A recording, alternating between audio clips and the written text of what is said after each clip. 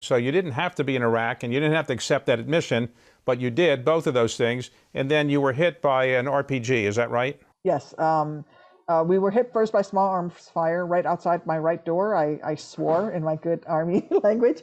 And just as I reached forward to store the target on our GPS, there was a big explosion in my lap where the RPG basically came up through the chin bubble, landed on my lap, and exploded. So the pilot is trying to land it, despite the fact that it's in trouble. He does manage to land it, but your legs were blown off. Is that essentially what happened? So the cockpit was filled with smoke. I did not know I didn't have legs. Throughout the day, you feel your feet, right?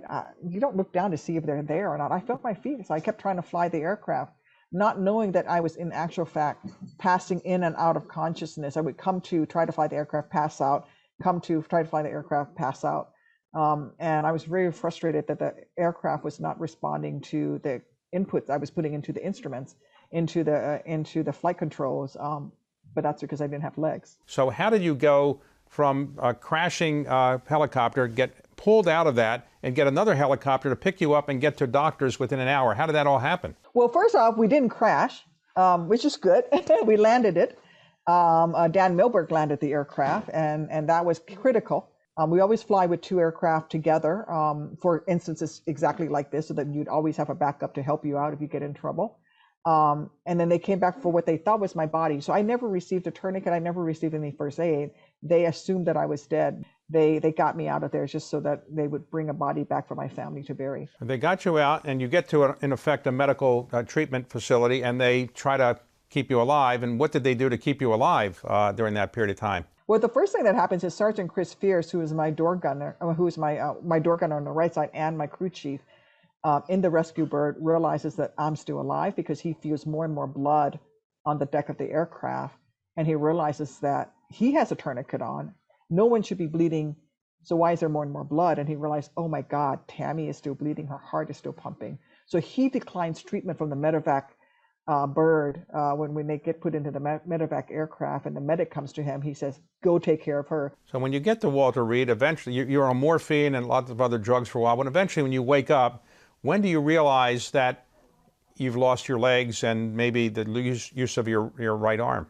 I knew that I was wounded. I knew that I'd been hurt, but I also knew that I was safe. And I was in excruciating pain. And I asked my husband to ask the doctor if I could have some Tylenol because my feet really hurt.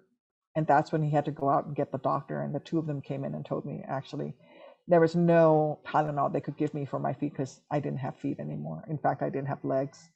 And my arm was encased in what's called an X-Fix. It's like a metal cage, kept immobile. And actually they kept it pretty covered so I couldn't see it because it was pretty badly mangled, and that I would, potentially lose that arm. Now, as if everything we've talked about isn't amazing, you decided you wanted to go back to Iraq as a helicopter pilot again.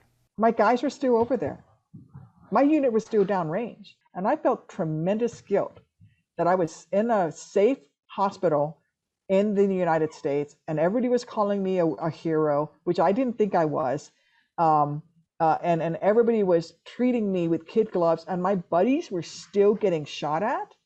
That's no soldier, no service member, no troop wants to be safe someplace when your buddies are still in harm's way. And I just wanted to get back to my unit.